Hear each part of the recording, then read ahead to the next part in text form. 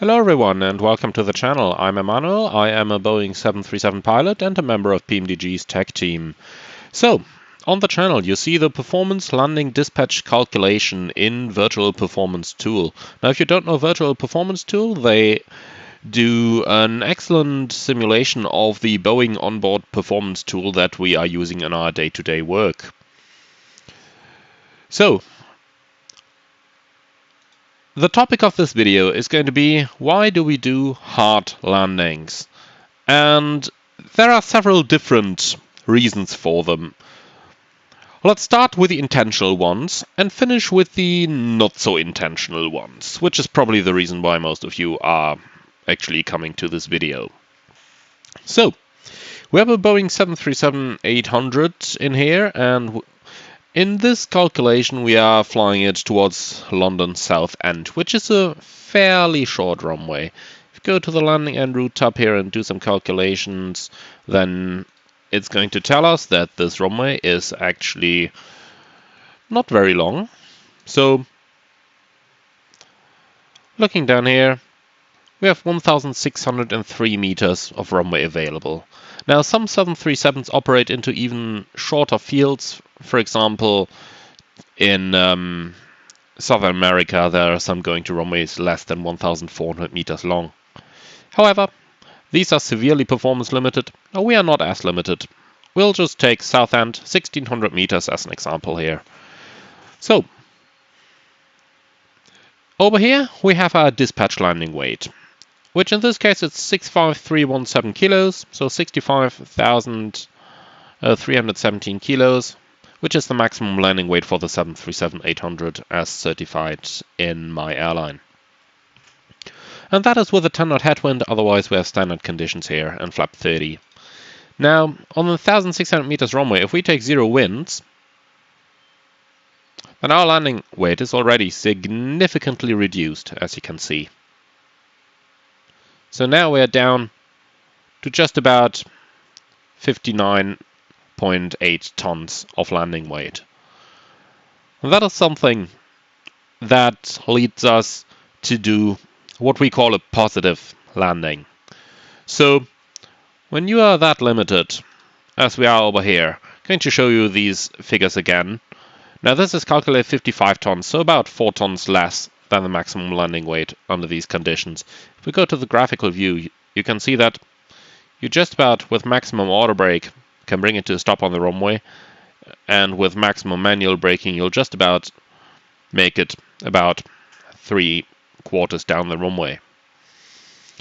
And you can see as well in here that the performance tool assumes a certain distance from which you are going to touch down on the runway. That is the assumed air distance that by default is being used as 455 meters in my airline and in most Boeing operators. Now, of course, there is also a 15% margin added in for safety.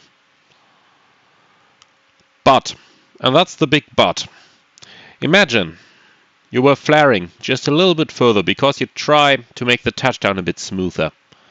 You have 1,600 meters available. You have chosen maximum auto braking because you don't want to overheat your landings. Just have a look at that table here and look at how long the brakes are going to need to cool. 41 minutes here if we don't use reverse, 33 and max auto. So you really don't want to overshoot the end of the runway, which is just about 113 meters beyond your stopping point. And now imagine approaching at 140 knots. How long is it going to take you to bring the how long is it going to take you to flare the airplane those 113 meters to make the touchdown a bit smoother? It's going to take you very long. Well, at least it will feel very long, because actually it is so short that you will probably not even notice that you have actually overflared. And that's why, on a short runway like this, where we are landing performance limited, you need to put the airplane right down on the marker. And passenger comfort comes as second place here. So you are just going to put the airplane down on the marker, do a positive landing, and then bring it to a stop. from there. Now, that's the intentional positive landing. There are further conditions. For example, if the runway is wet, then you want all stopping devices to come out as soon as possible. And if you do a soft touchdown, maybe the spoiler deployment is going to be delayed a bit. You don't want that. Put it right down on the runway, because that's how the airplane stops best. The same goes for crosswind or for gusty conditions. In a crosswind or gusty conditions, you want to minimize the time that you're flaring over the runway, because at that time you're vulnerable to being pushed off to the side of the runway, requiring a go-around. So you just bang the airplane right onto the aiming point. The Boeing Flight Crew Training Manual clearly says that the smoothness of a landing is no criteria for a good landing. Alright, so far so good. So, let's now move forward a little bit. Those are intentional reasons to do positive landings. Now let's talk about what most of you are probably most interested in. That is the unintentional reasons to do positive landings. I'm not calling them hard landings here, because that can be confused with difficult landings. And in most reasons, I have to say, the difficult landings are the ones resulting actually in a very smooth touchdown, because you are just not as relaxed as you are when you accidentally do positive landings most of the time. Now, why do I say this? Actually, that's because usually, in my personal experience, the landings from which you end up accidentally positive are usually those: no wind, no turbulence, CAF okay, nothing wrong at all, you hardly have to touch the control column on the way down, and all of a sudden, 50, 40, 30, 20, 10, boom! There you are. Welcome to our destination. And when the approach is a bit more challenging, turbulence, crosswind, gusts, then you are usually much more focused on flying the plane, and therefore you will end up doing a better landing as well. So, for the actual reasons that can lead to a positive touchdown accidentally, we've had one over here that is becoming a little complacent because the approach seems so easy to do. Moving on to the next one, however. That is...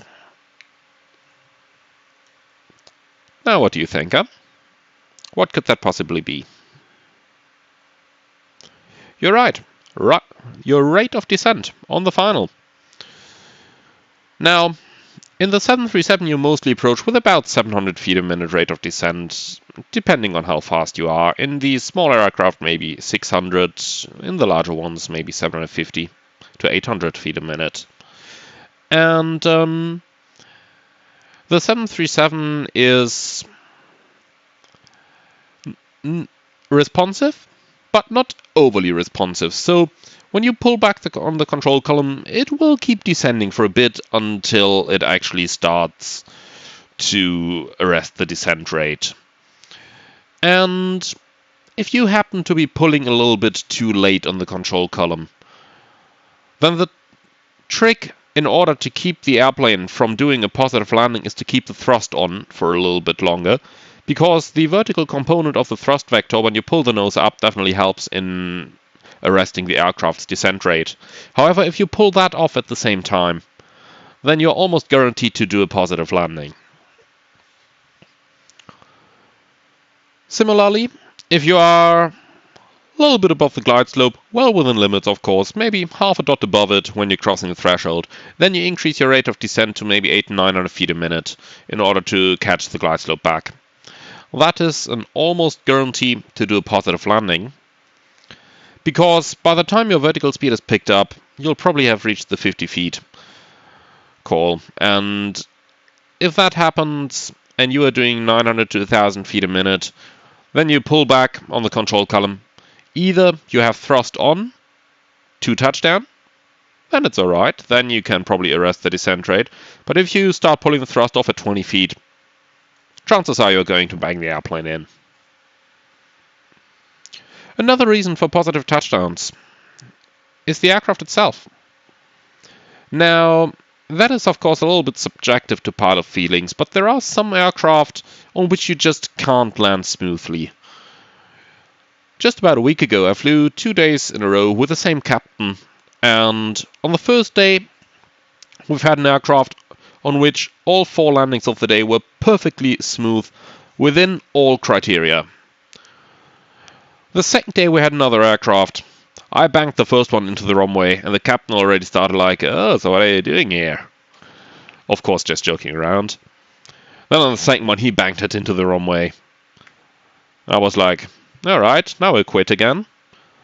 Then on the third one he actually got tempted to make it smooth, but we had a very long runway with a long touchdown zone as well, so we could invest a little bit of time in making it a bit smoother. And guess what happened? We thought this has to be the butter itself. Bang, here we are. And then came the fourth flight. The fourth one, it was my turn again, and I tried to, let's say, try to see if this thing can land smooth. If it can land smooth at all. And it couldn't. We had a long runway again with a long touchdown zone, so there was a little bit of room to play around with and try to flare the airplane. Now, instructors, you haven't heard this, okay? So we could flare the airplane a little bit, and I looked at the radio altimeter. 6, 4, 2, 0, -2. -2 is the point where it usually touches down. Bang! There you are. I just thought like, no, this was not a hard landing, not at all. And on that day, honestly, we just gave up in resignation. This airplane could not be landed smoothly. Now, why is that? That's actually a good question that I would love to give you a proper answer to.